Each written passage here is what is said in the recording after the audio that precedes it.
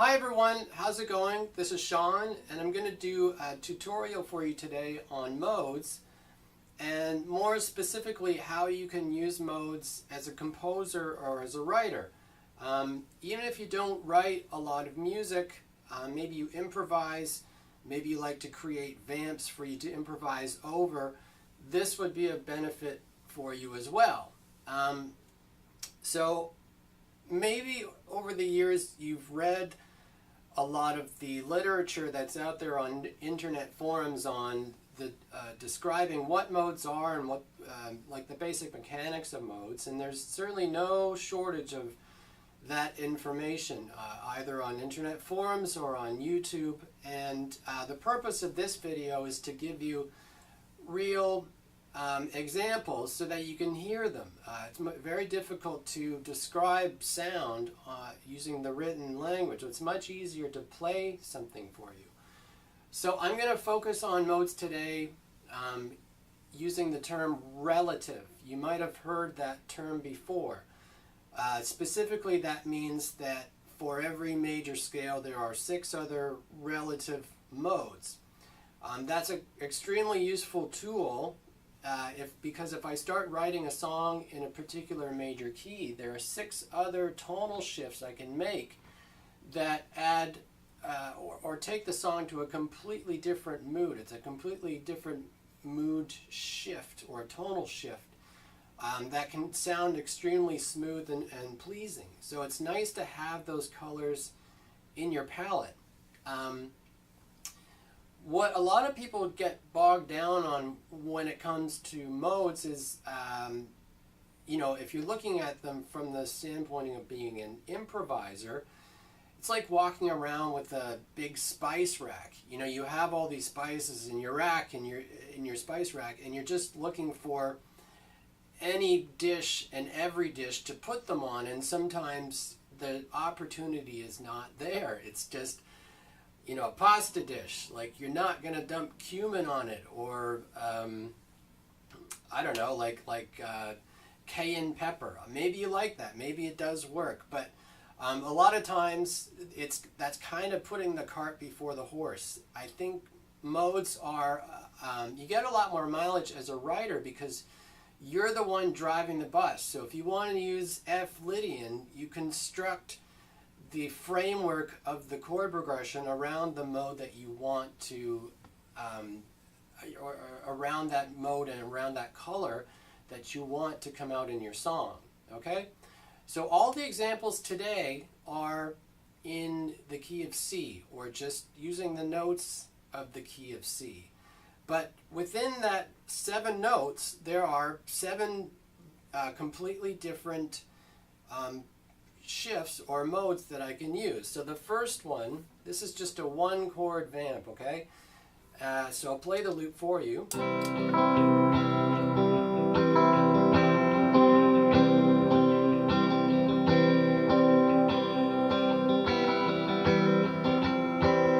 So in that mode, it's centered around C major, but I did a few things to bring out the sound of that mode. I played the C major, and the characteristic note of C is the note F, scale degree 4. So I at one point made it a sus. That's dropping the 3rd, replacing it with 4, and then going back.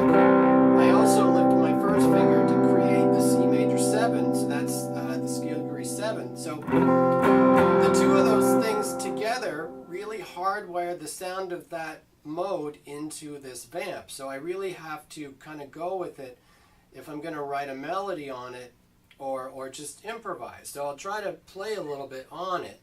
I'm not really going to focus on anything specific. I'm just, yeah, I know the notes in C major and chord tones and all that, but really I'm trying to use my ears to know which notes to lean on and which ones to get off of, okay? So I would hate to sort of prescribe a particular way of going about it.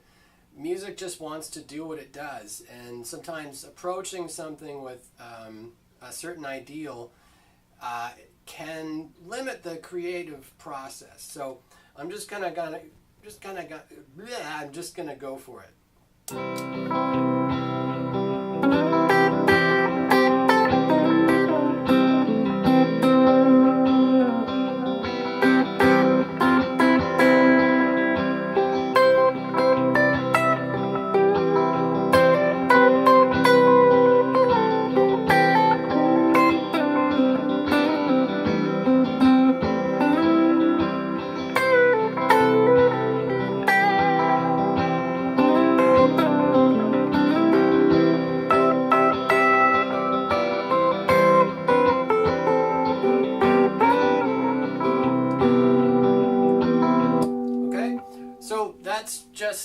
major, right? So it's a one chord vamp, but I added a couple of the characteristic notes of that mode to really bring out the sound of that mode. Okay, so if I do another chord from the key of C, I'm going to use F. Okay, so when I play the chord F and hang on it, and with a few other twists, it's going to bring out the sound of F Lydian. Okay, so with F, the characteristic note of F Lydian is, in this case, the note B. That's sharp 11 or scale degree sharp 4. That's a good note to put in the voicing as well. So I'll maybe drop the 5th, and then there you can hear the sharp 11 there. And also having the major 7 there makes it a little more lush as well. Okay, so here's that mode, or that loop. Oops, sorry.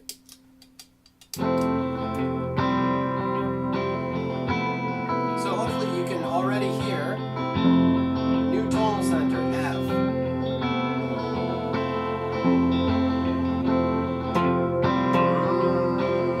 not a very good singer, I'm sorry.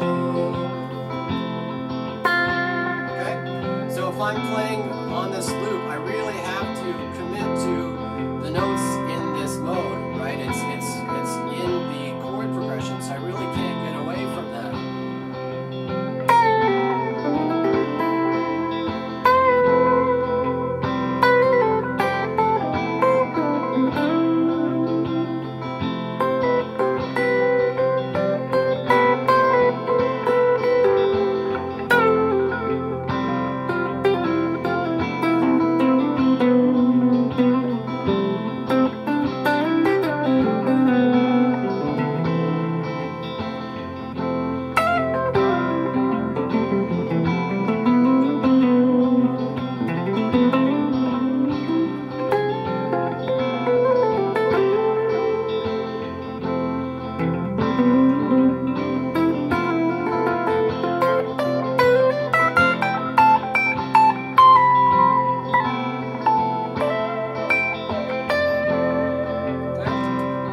So hopefully you can hear the sound of the Lydian scales, the F major, major 7, and the presence of that sharp 11 or that B note. Okay?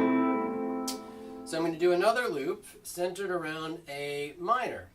And in so doing, if I put the notes of C major over top of it, you will hear sound of A Aeolian. And when I play this loop, I'm going to use this voicing, which is an A minor with an added 9, which kind of makes it sound a little more eerie, to kind of really bring out that minor flavor. Now the characteristic mode, or sorry, note of this scale is the note F, that's scale degree flat 6. Now it's not exactly the easiest note to put into that voicing for the simple reason that it's a half step higher than the 5th. So what you could do is take the 5th out and play like almost like an F over A, and come back to A minor. So, but I'm good for the sake of this vamp. I'm just going to hang on this one chord. So even though the characteristic note is not in the chord, the melody notes that I play are going to make it sound Aeolian, right? So that's one thing to think about as a writer or composer. How you allocate the characteristic note. Is it in the melody? Is it in the harmony? Is it in the bass? Is it in all three? So the more elements you have that characteristic note in it, the more potent that spice becomes. And it's just sheerly personal preference of how much of it do you want. You can think of it like, if you're an Italian restaurant and the waiter or waitress comes out and they ask you, do you want pepper on your Caesar salad? And you say, yes, please. And they start grinding it and they go, say when. And if you just sit there, they'll keep grinding and keep grinding and keep grinding. And if, maybe you just get caught up and you like the sound of that pepper grinder just going. And before you know it, there's all this black pepper on your Caesar salad. And then you eat it and you think, oh, I really wish I didn't put all that pepper in because it's... it's almost like, do you like some Caesar salad with your pepper? Maybe that's a big over exaggeration of the topic or the concept I'm trying to get across, but it is something to think about. So here's A minor, and hopefully you can hear.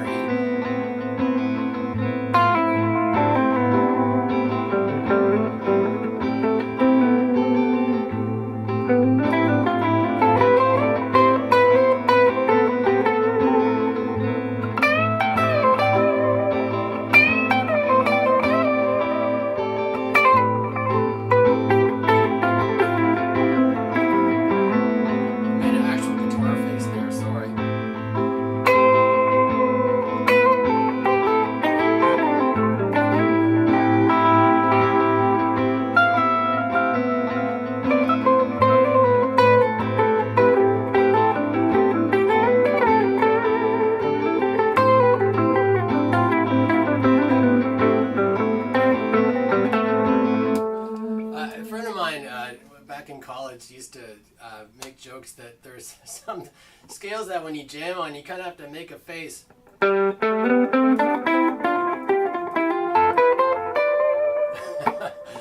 Anyway, so that's a Aeolian, okay? So it's an A minor scale, A, B, C, D, E, F, G, A. And again, the scale, the characteristic note of that is the flat 6 or F.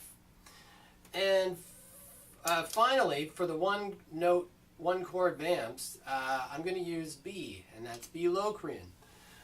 The Locrian scale doesn't get a lot of love, so I thought I would try to show you some examples of how to jam in it. And to me it sounds, it's very similar to what a Phrygian scale is. It just has the flatted fifth. It's almost like a Phrygian scale with a blue note on it. Part of the reason why you might not hear it very much is because the tonic chord of B Locrian is a diminished chord. And if I do the 4-note structure, it's B minor 7 flat 5.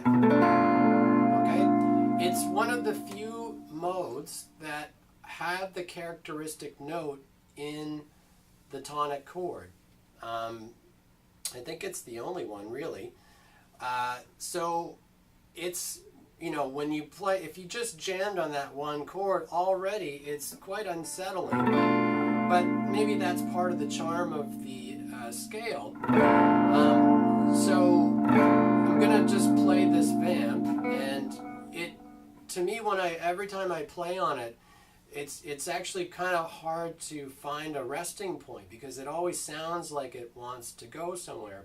I'm going to show you how to write a chord progression in it a little bit later to kind of soften it. But if I just play on this one chord, I mean, you can hear it's quite dark.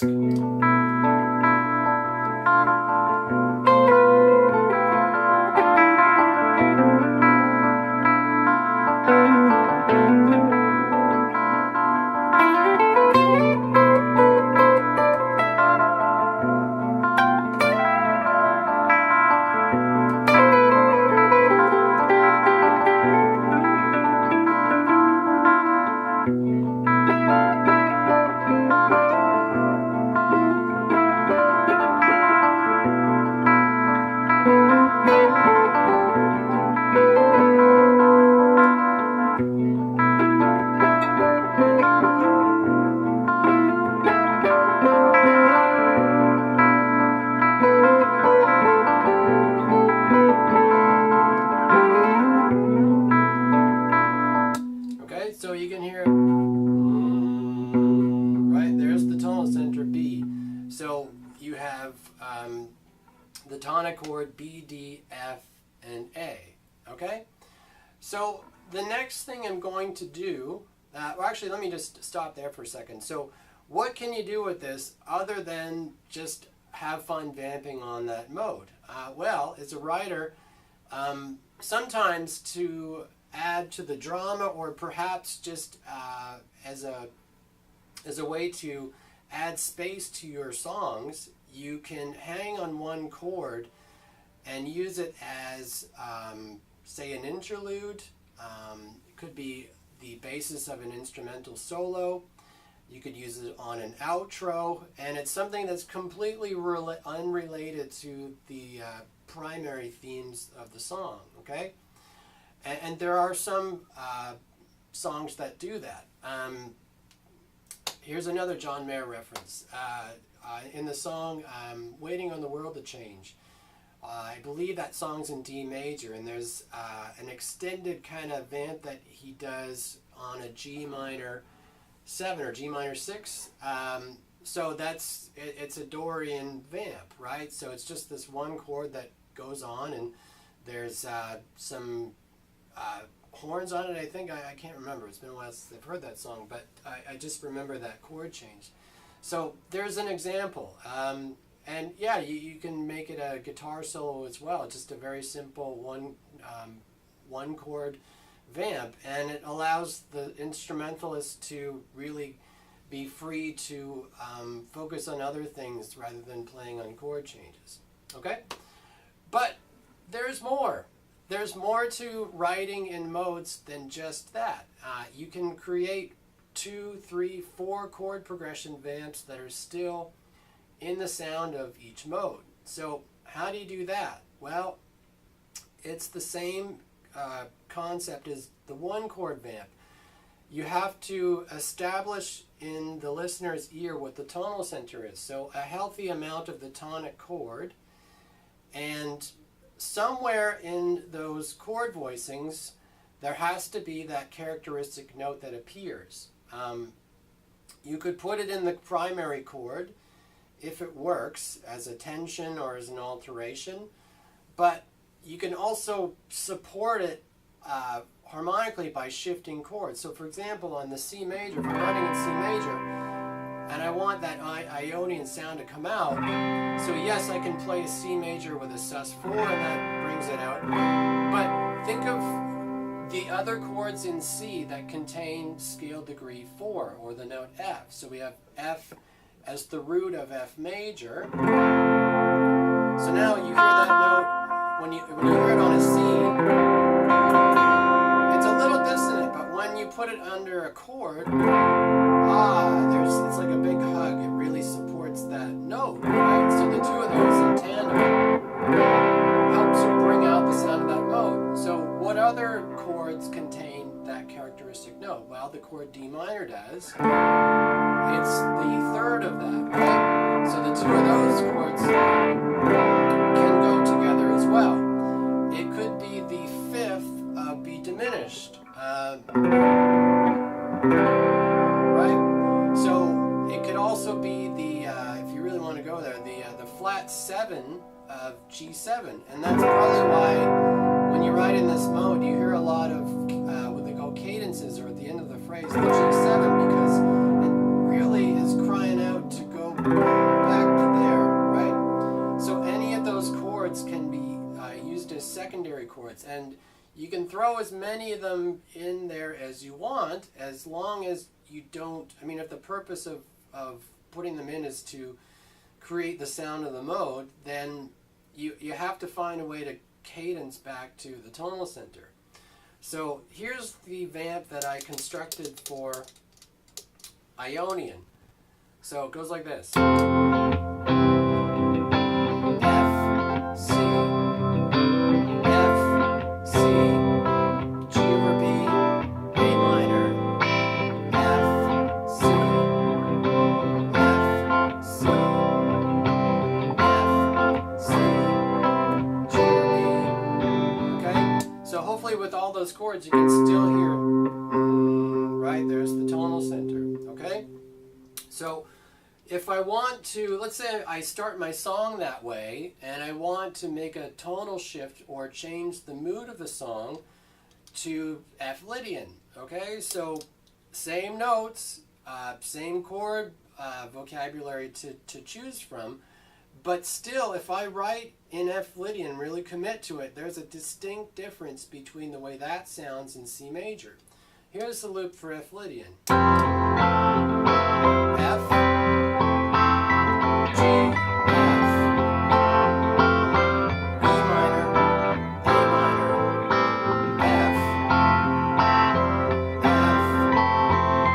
G, F, D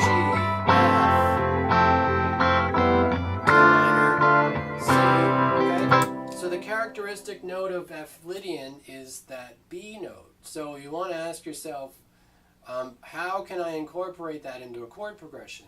So it could be an alteration of the tonic chord F, and actually in the loop I did a little bit of that, toggling between the B and the C in my voicing. But then to create secondary chords that bring the mode out as well, ask yourself, what chords in F Lydian contain B? Well, it could be the root of B diminished, or B minor 7 flat 5.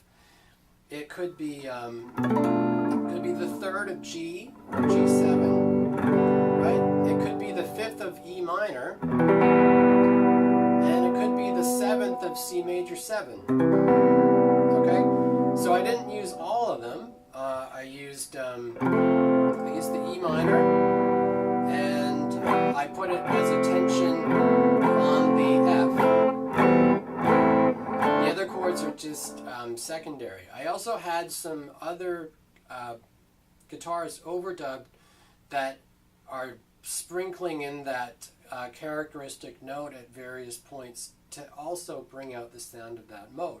But hopefully just playing the two notes, the two vamps side by side, here's C major, right? And here's the one in F Lydian. Same notes, but they definitely, there's a shift that has been made. Like, it's a different emotion sort of that comes out when you transition to the F and you hang there for a while. Okay, and the moving on to Aeolian, same concept. The characteristic note of Aeolian is the note F. So you want to ask yourself, what are the chords that contain that scale degree F? Well, they actually are the same chords as C Ionian, because C Ionian also has its characteristic note F. So F major, D minor, B diminished, and G7. Okay? So for my Aeolian vamp, here's the vamp. It's A minor,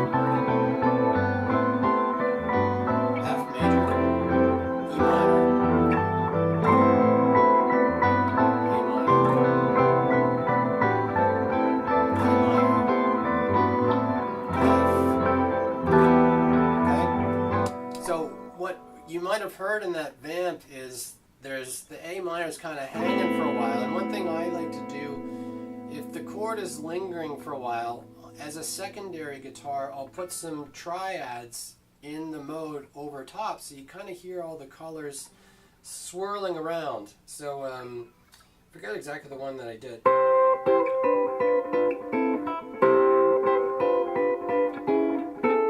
Something like that.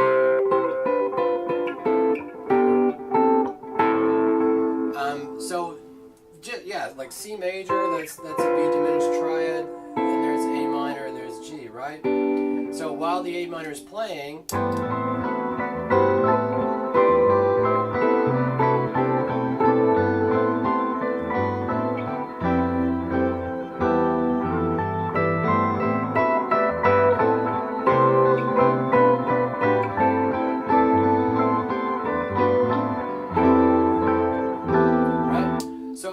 again, those flavors, those extra triads on top, and there's like I think there was this third guitar that I added as well, plus a bass line.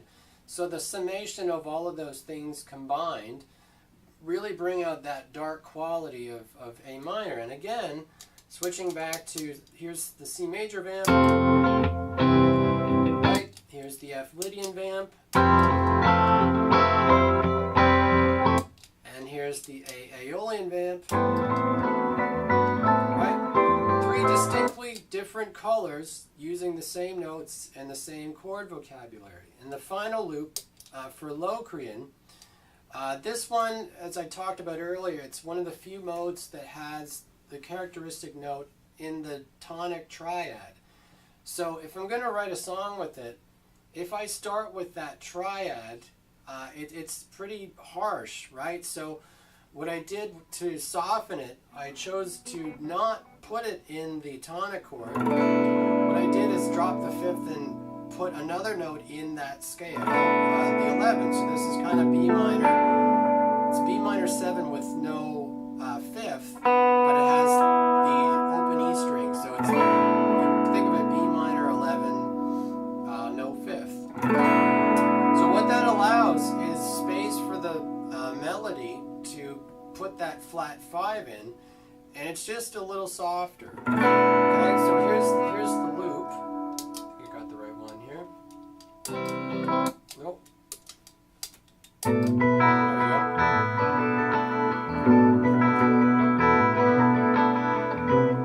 That's C major 7. B minor, no fifth, add the 11. D minor, up from E minor down to D. B minor at 11. Up to C major 7.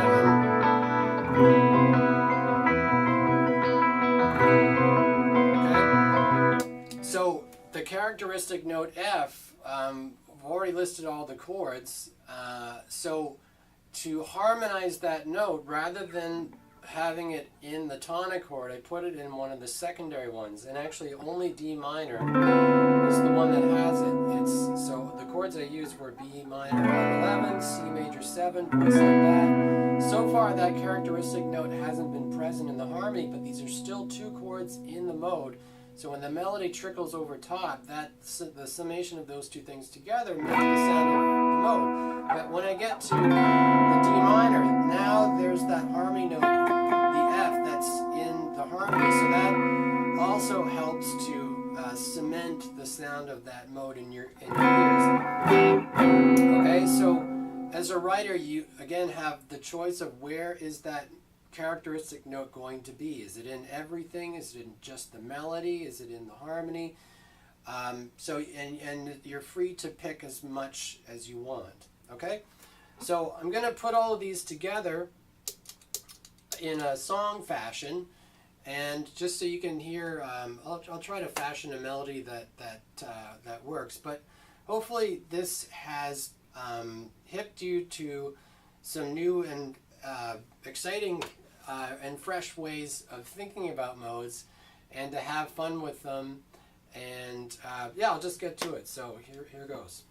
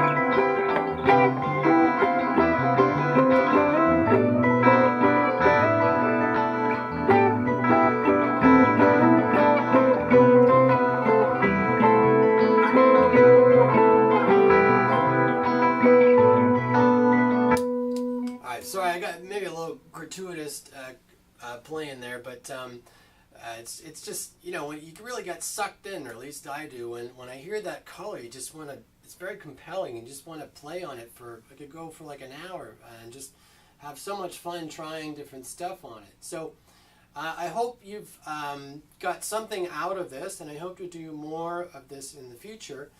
And being this time of year, I thank you for listening, and I want to wish you all a Merry Christmas and Happy New Year.